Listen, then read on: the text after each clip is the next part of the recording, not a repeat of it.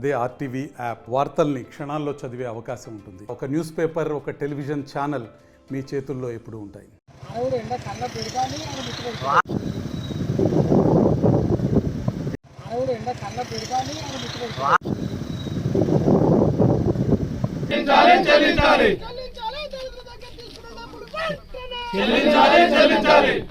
खबरदार खबरदार मुत्तिरेड्डी खबरदार खबरदार खबरदार मुत्तिरेड्डी खबरदार దాదాపు 2 సంవత్సరాలు అవుతుంది.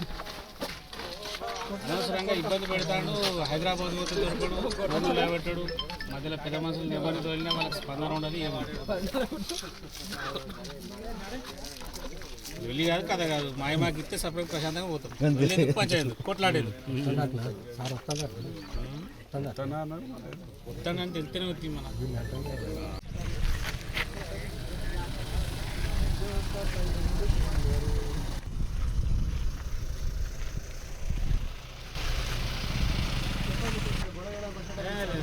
సార్ గొడవ చేయాల్సిన అవసరం కూడా లేదు మాకు.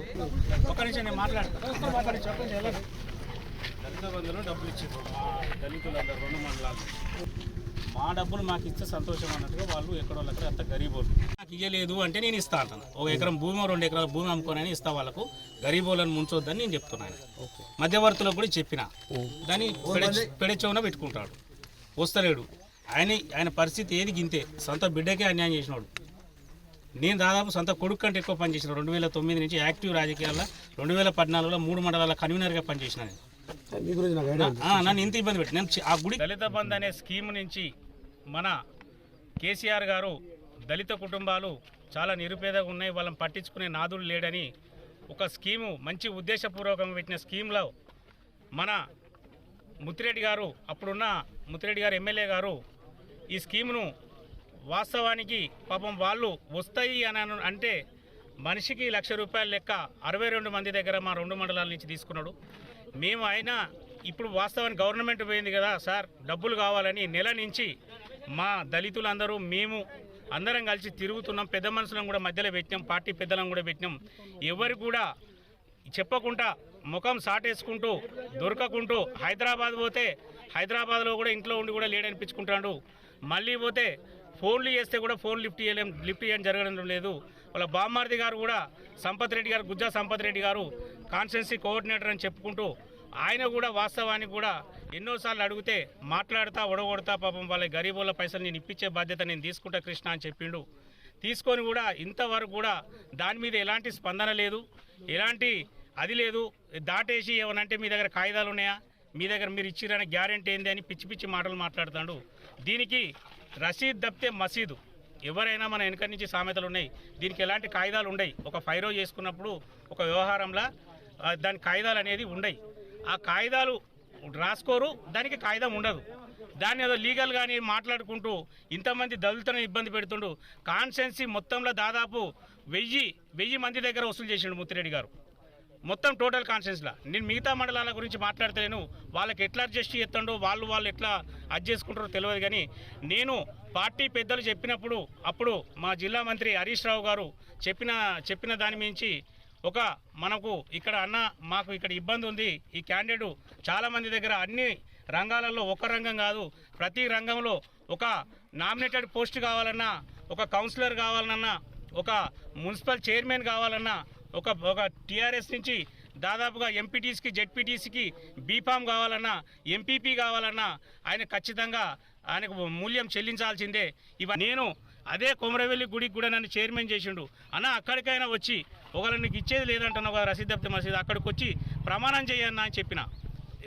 మధ్య పెద్ద వరుసలతో చెప్పించిన. నేను కూడా చెప్పిన ఇది అదని దాటేసుకుంటా ఏం చేస్తారో చేసుకోర్రి, మీ ఇష్టమున్న పని చేసుకోర్రి, నా దగ్గర పైసలు ఎట్లా చేసుకుంటూ వసూలు చేసుకుంటూ చేసుకోరని ఇట్లా రకరకాలుగా మాట్లాడి జరిగింది. పెద్ద మనుషులను కూడా మధ్యలో పెడితే వాళ్ళని కూడా ఇష్టం ఉన్నట్టు మాట్లాడు. 13 ఏళ్ల నుంచి నేను 2009 నుంచి పార్టీకి క్రియాశీలకంగా కాన్స్టిట్యున్సీలో నేను పనిచేస్తున్నా.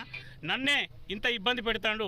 ఇంకా నేను ఇంతవరకు కూడా ఎవరు కూడా ధైర్యంతో, ఇంకా లీడర్లు కూడా ఎవరు బయటికి రాలే. అందరూ కూడా ఇప్పుడు దీంతో అందరూ కూడా బయటకు వస్తారని నేను అనుకుంటున్నా. అన్ని మండలాల నుంచి జనగామ మున్సిపల్ చైర్మన్కు పోకల జమున గారి దగ్గర కూడా పోస్ట్ ఇచ్చేందుకు నువ్వు 2 కోట్ల రూపాయలు తీసుకున్నావు. నా దగ్గర ఎవిడెన్స్తో సహా ఉన్నది. ఇవాళ అదే పోకల జమునతో కూడా నీకు అనిపిస్తా. Cheryal chairman, Cheryal municipal chairman ఆయన శ్రీధర్ రెడ్డి ఉద్యమకారుడు, 2001 నుంచి పార్టీలో క్రియాశీలక పాత్ర వహించి పనిచేస్తుండు. అతని దగ్గర కూడా నువ్వు 40 లక్షలు తీసుకొని నేనే మధ్యలో ఉన్నా, నేనున్నా, ఇంకా 4 లీడర్లు ఉన్నాం.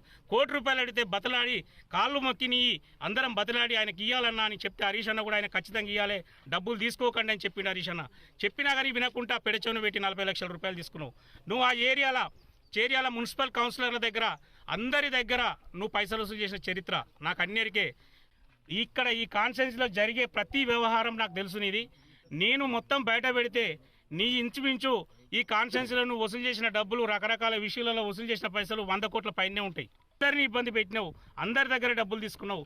ఒక చేర్యాల ఎంపీపీ కరుణాకర్ పాపం వాళ్ళ చెల్లె పెళ్లికి డబ్బులు దాచిపెట్టుకొని నేను రేపు మా చెల్లె పెళ్లి చేయాలని 3 ఎకరాల భూమి అమ్మేసి చేస్తే వాళ్ళ దగ్గర పైసలు ఆయన దగ్గర ఆ ఎంపీపీ గారి దగ్గర పైసలు ఉన్నాయని ఆలోచన చేసి నువ్వు ఆయన దగ్గర కూడా 18 లక్షల రూపాయలు ఉర్రంగా వసూలు చేసినావు.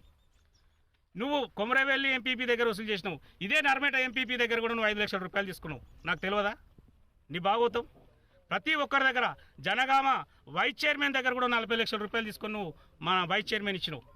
నువ్వు మార్కెట్ కమిటీ చైర్మన్ల దగ్గర డబ్బులు తీసుకున్నావు. కొమరవెల్లి ట్రస్ట్ బోర్డు నంబర్స్ దగ్గర అందరి దగ్గర ట్రస్ట్ ఎవరైనా చైర్మన్ ఉంటే కూడా ఆ చైర్మన్ దగ్గర కూడా 50 నుంచి 60 లక్షల రూపాయలు తీసుకున్నావు. ఇది జగమెరిగిన సత్యం. అదే కొమరవెల్లి మల్లన్న దగ్గరికి వచ్చి నేను ఎవరి దగ్గర తీసుకోలేదని ప్రమాణం చేయి. నేనన్నా చేస్తా నువ్వు తీసుకున్నట్టుగా. ఈ దళితులు తీసుకున్నట్టుగా నేను ఒకటే చెప్తున్నా, కొమరవెల్లి మల్లన్నను నువ్వు నాకు మొన్న ఒక పెద్ద మనిషి కూడా చెప్పిండు, నువ్వు ఆ ప్రమాణ విమానం అంటే గుళ్ళె లింగాన్ని కూడా విక్కొత్తాడని చెప్పిండు. కావచ్చు నీ క్యారెక్టర్ అది కావచ్చు. ఇదే జనగామ చౌరస్తాలో అంబేద్కరుడు ఉంటాడు. దళితులు వాళ్ళ అంబేద్కర్ పాదాల దగ్గరకు వచ్చి ఆడ నిలబడి నేను వీళ్ళ డబ్బులు తీసుకోలేదని అక్కడికి వచ్చి ప్రమాణం చేయి. నేను అప్పో సప్పో చేసి నేను ఇస్తా. నేను మధ్యలో ఉన్నందుకు, మీ అందరి మధ్యలో ఉన్నందుకు నేను బాగా చెప్తా. మా దళితులను కాపాడుకుంటా. రేపు కూడా నేను ఈ ప్రాంతపోని కాబట్టి నాకు ఇక్కడ ఫ్యూచర్ ఉన్నది. నేను అందరినీ కాపాడుకుంటా. ఒక దినం వెనుక ముందని టైం పెట్టుకొని ఇచ్చుకుంటా. నువ్వు ఇల్లు కూడా నీది నాకు అంతేరికే. ఇది మొత్తం ఈ ల్యాండ్ హిస్టరీ కూడా నాకు మొత్తం ఎరికే. 25 ఎకరాల భూమి అసైన్డ్ భూమి ఉంటుంది ఇలా లంబడోళ్ళది మొత్తం నాకు తెలుసు. అవన్నీ కూడా ఎరికే. ఈ భూమిని కూడా వాళ్ళని ఎన్ని రకాలుగా ప్రభావాలకు గురి చేసి 3 లక్షలకు 2 లక్షలకు ఎకరం తీసుకున్నావు నువ్వు. ఎందుకంటే వాళ్ళకు తాకులాటలు పెట్టించి నాకు తెలుసు. ప్రతి దరికే నీది. నీ ప్రతి point to point, minute to minute నాకు అన్నిరికే. ఇప్పటికే మరిన్ని వీడియోస్ కోసం ఛానల్ ని సబ్స్క్రైబ్ చేయండి. లేటెస్ట్ అప్డేట్స్ కోసం వాట్సాప్ ఛానల్ ని ఫాలో చేయండి. అండ్ లింక్ డిస్క్రిప్షన్ లో ఉంది.